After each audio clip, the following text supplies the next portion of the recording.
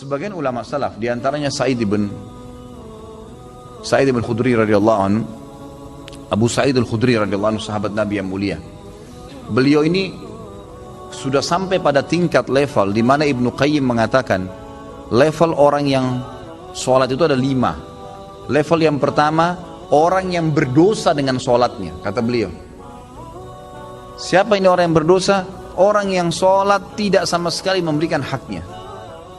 Ada orang sholat hanya karena disuruh oleh orang lain, hanya karena tidak enak, mau udu nggak udu terserah. Ini berdosa nih. Percuma dia sholat, dia berdosa. Karena di sini riya. Nah, itu.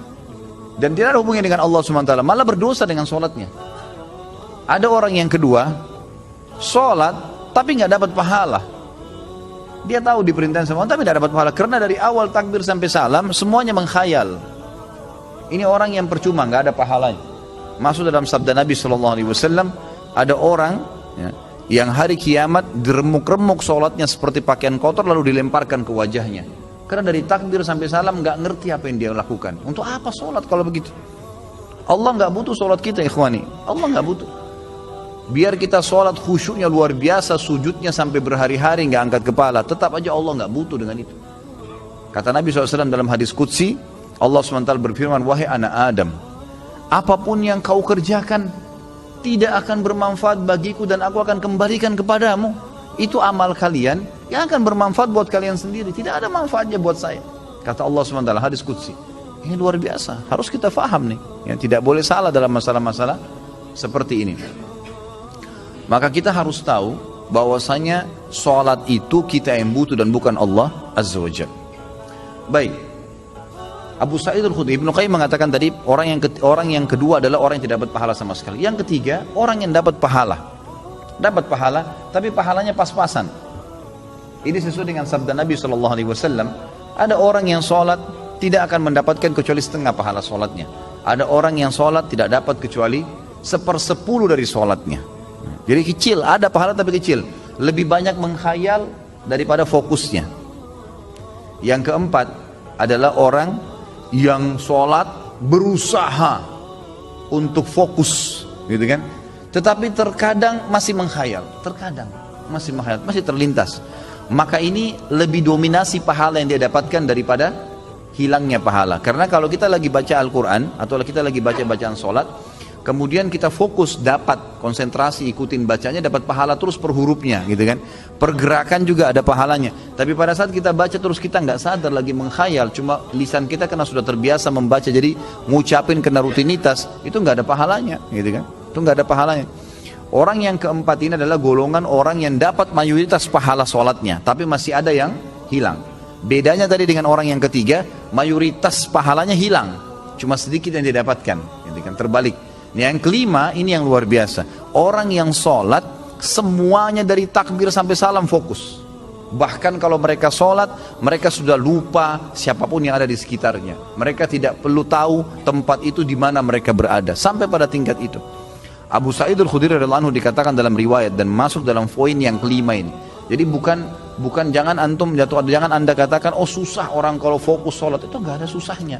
Asal dia mau, dia tahu dulu nilainya kadar sholat itu.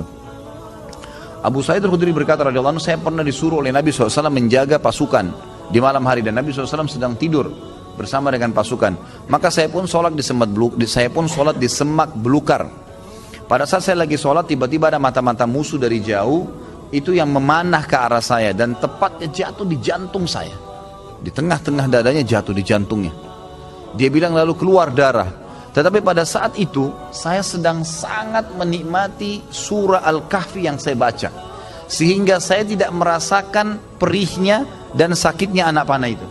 Tetap baca surah Al-Kahfi dengan tenang. Al-Kahfi mengalahkan itu semua, gitu kan? Lalu kemudian dia berkata, mata-mata itu melepaskan lagi anak panah yang kedua.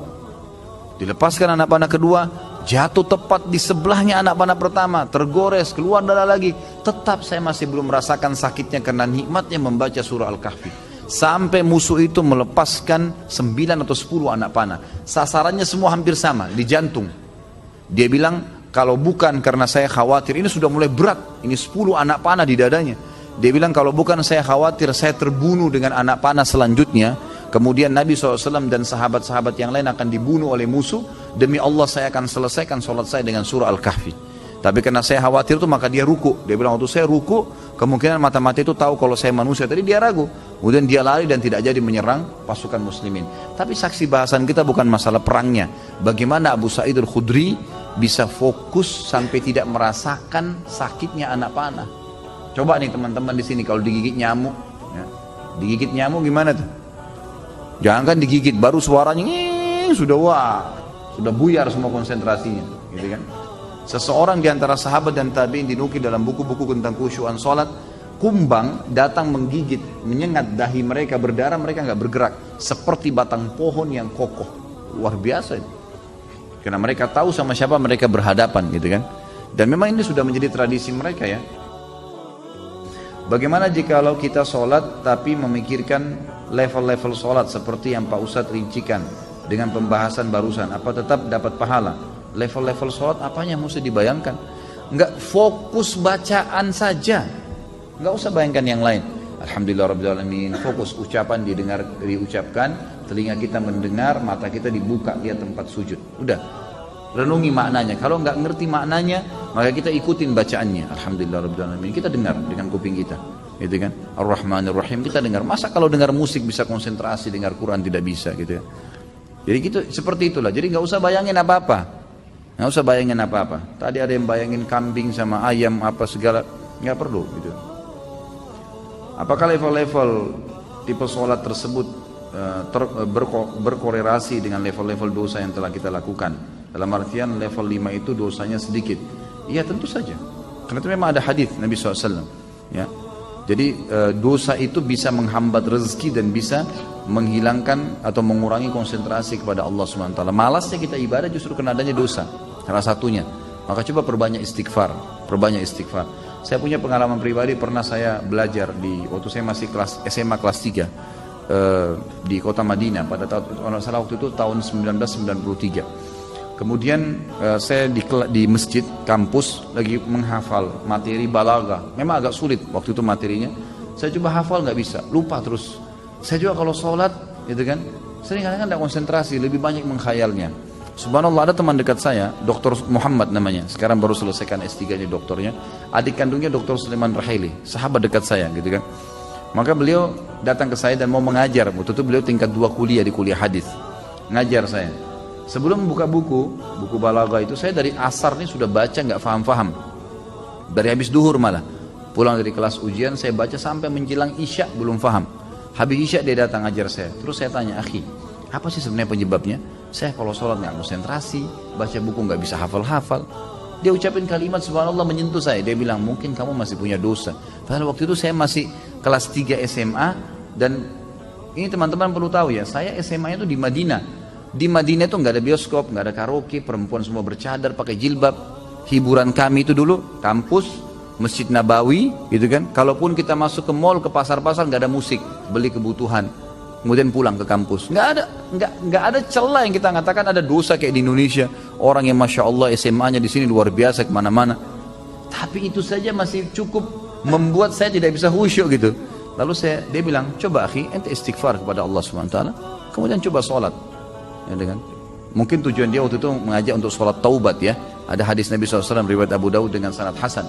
Tidak ada seorang hamba yang berbuat dosa, kemudian dia berwudu, lalu dia sholat 2 rakaat, lalu dia beristighfar, kecuali Allah ampuni dosanya. Maka saya astaghfirullah wa atubu ilaih, saya berdiri, saya sholat. Waktu itu 2 rakaat menghadap kiblat, subhanallah. Begitu saya salam, ini pengalaman pribadi. Begitu saya salam, saya belajar dengan dia setengah jam, buku itu saya fahami. Setengah jam buku itu saya faham. Bahkan saya hafal hal-hal yang tidak saya hafal sebelumnya, yang sudah mungkin 6 jam saya belajar, gitu kan. Subhanallah. Saya jadikan patokan, ternyata memang dosa bisa jadi penghambat itu. Maka makin pekah, makin dekat dengan Allah SWT, maka makin berpengaruh kehusyuan tentunya.